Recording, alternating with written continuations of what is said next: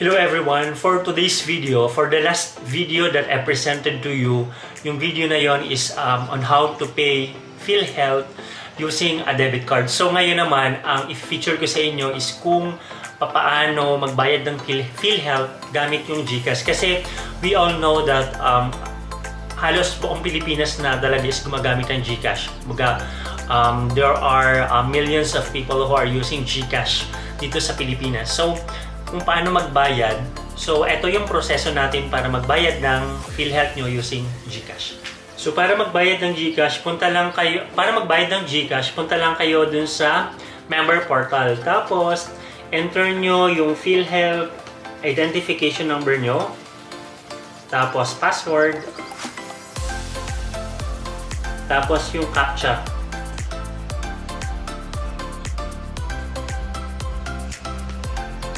Then log in. Tapos, guys, para dun sa mga tao na hindi pa para dun sa ibang tao na hindi pa nakakapag-update ng profile nyo sa PhilHealth. For example, galing kayo sa corporate world, tapos, or halimbawa OFW kayo, or gusto nyong ma-update lahat ng information sa inyo. Kasi yung sa akin, before ako nagbayad ulit, kasi sobrang haba na nung time na hindi ako nagbayad ng PhilHealth kasi I was an OFW, wala akong time magbayad. Tapos yun nga, I've decided kasi nandito ako Pilipinas. So ang ginawa, nung pumunta na ako dito sa Pilipinas, so pumunta ako sa pinakamalapit na PhilHealth office, tapos pina-update ko. Then nun nga, nung nag-announce na sila na po pwede nang magbayad online, so yun, grab ko na yung opportunity. Tapos, hinintay ko yung moment na yon. Okay, pagka-login nyo, punta lang kayo sa generate SPA. Tapos, select nyo lang yung month, kasi monthly ako nagbabayad.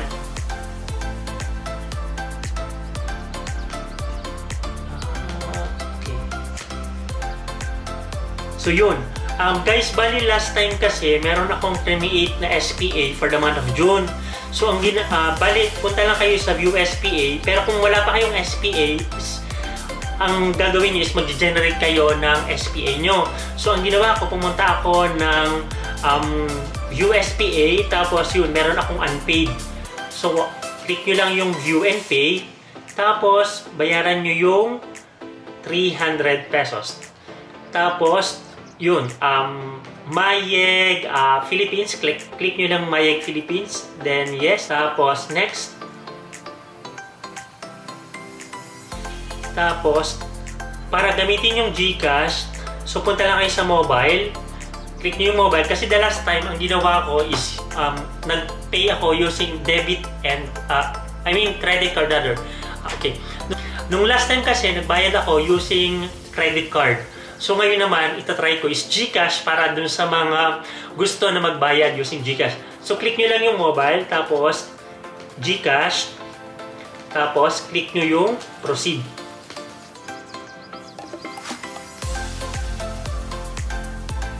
Tapos please wait while we process. So hintayin nyo lang, tapos enter nyo yung number nyo, 95668. Click nyo lang yung GCash number nyo, tapos click next. Then, makaka-receive kayo ng 6-digit authentication code. So, kailangan nyo i-enter yung 6-digit.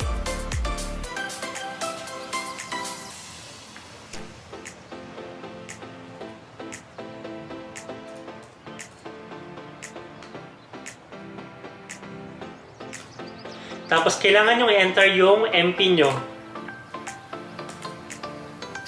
MP ng GCash. After nyo maki-in yung authentication code. Ayun guys. Bale, pag nagbayad kayo ng GCash, may 15 pesos na convenience fee. Okay? So, pay. So, yung 15 pesos guys, ang kagandahan kasi nito, anytime you want na magbayad, pwede kayong magbayad kaysa kayo pipila dun sa PhilHealth office. Yun yung kagandahan ng ng tawag dito, ng pagbabayad using online. Ang advantage kasi guys, pag nagbayad kayo online, kumbaga hindi na kayo pumunta sa bayan, hindi na kayo pipila. Tapos normally kapag pumupunta tayo sa mga government offices, kailangan natin kumain kasi pag mahaba ang pila, minsan hinahapon na tayo. So yun yung kagandahan, may 15 pesos fee, 15 pesos na fee para sa PhilHealth, para dun sa pagbabayad natin ng GCash. Okay? So guys, hopefully nakatulong ito sa inyo and hopefully guys, ma-share nyo sa ibang tao na kindly visit yung YouTube channel ko na Cool Dudes.